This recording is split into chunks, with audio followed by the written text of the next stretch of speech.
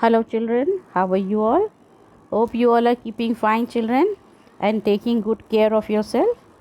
Children, today we are going to continue with the same lesson, Gandhian era. Children, I am going through the lesson very slowly so that you can understand it properly because this is one of the most important chapter in your history books, in your syllabus I suppose. And the question always comes in board exam. So you must go through the lesson properly and learn it by heart. Children, we have already done Nehru report. Once again, I want to revise, go through the points. In this, British justified the exclusion of Indian in the Simon Commission by stating that Indians are not united and can't commonly agree on reform. They gave the excuse that because both Hindus and Muslims are constantly fighting with each other and they do not agree on any point, that is why they will not be included in the Simon Commission. So all the parties, now what happened, all the parties, I am talking about Indian parties, that means in the Congress and Muslim League and the other conference parties, all parties came together at the all party conference and Motilal Nehru was made chairman of the committee and presented a report called a Nehru report to provide a solution to communal problem, so that there may be no communal problem, because if there is any communal problem then British always take advantage of that. They always wanted Indians to be separated, not to be united. Now children, the declaration of Purna Swaraj follows the Nehru report. Now in this, Congress gave an ultimatum to the British government to accept the Nehru report. And the Nehru report was, children, once again the proposal which was given by the Nehru report was the domination states of India and the Senate election for 7 years containing 200 members elected by the Provincial Council and the House of Representatives with 500 members elected for 5 years through adult franchise, creation of new province on linguistic basis, 19 fundamental rights including the right of vote, freedom for arbitrary arrest, searches and seizures and freedom of consciousness. These were the demands put forward by the Nehru report. So in declaration of Purna Swaraj, now Congress gave ultimatum to British government that they should accept all this whatever was given in Nehru report by the end of 1929, or to face a mass movement where all the people, large number of people will come forward and they will fight against British. Now after the 1 year time limit passed without any positive response from British took this very lightly. They did not respond on Nehru report. Nehru report was declared lapsed at the Lahore session in 1929. Jawaharlal Nehru was made as a president of Lahore session of Congress in 1929 and Purna Swaraj was declared as the objective of Congress. On 31st December 1929, Nehru hoisted Indian tricolor flag on the banks of River Ravi at Lahore. Children, in this I have given short. On the midnight of 31st December, it is said that in Nehru session, in Lahore session, Nehru led a procession to the bank of River Ravi at Lahore and hoisted tricolor flag.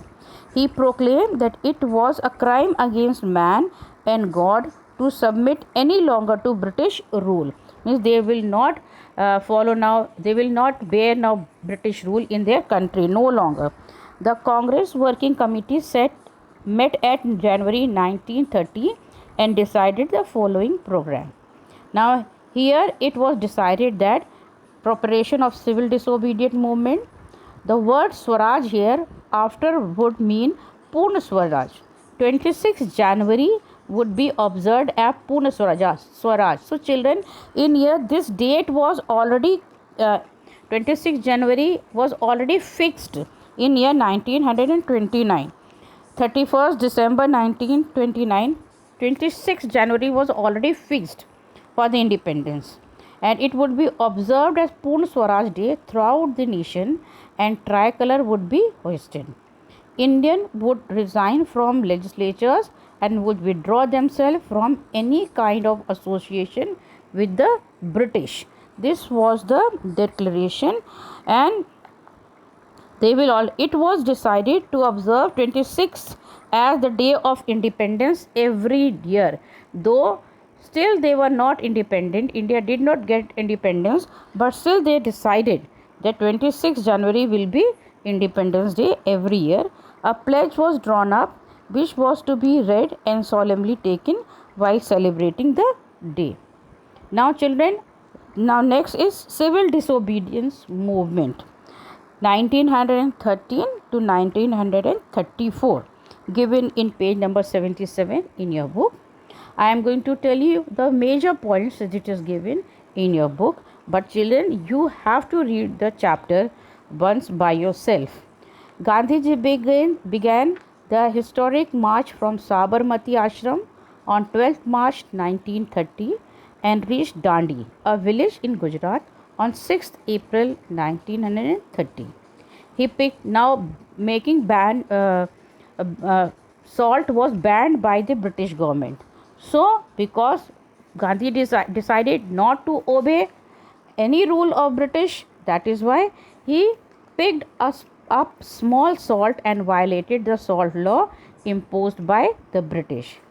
He selected to attack salt tax because it affected all sections of society, especially the poor. Children, salt, you know, is so important in our daily life. Without salt, there is no taste in our food. And poor people in those days also, even till today, they used to, those who could not have good food, at least with chapati they can have salt, isn't it? So salt, laying tax on salt, putting tax on salt was not good for the people. So it affected all the sections and especially the poor one. That is why Gandhiji made salt to violate the salt law.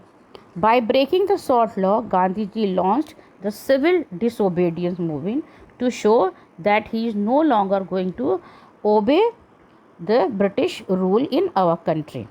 So this is the way the civil disobedience movement was launched by Gandhiji. Now here a declaration of Purna Swaraj is already given. Children, we have already done this declaration here. Now boycott and other programs. Now children, boycott in other programs are given here that you can have. See, boycott I have already taught you children. Once again you can see the chart here given. Boycott of foreign goods, boycott of foreign goods and boycott of liquor, then salt, no payment of tax and revenue, and all the other programs used in the non-cooperation movement.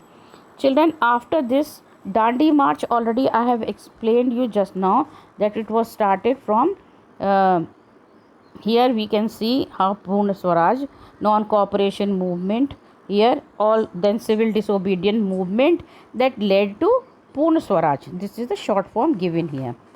Now children, here here we are not going to do Khan Abdul Ghaffar Khan just now. Before this children, I am going to just tell you the about Dandi March. Here children, some pictures are given. So children, here we will finish the chapter. By the time you can read the chapter, go through the chapter children, and once you finish this, we'll move ahead, and 1, 2 or 2 pages are left. We'll complete the lesson in the next 1 or 2 classes. By the time children you go through the lesson, read the chapter well, and I will give you homework you'll get your homework based on whatever we have done. Take care of yourself children. Have a good day.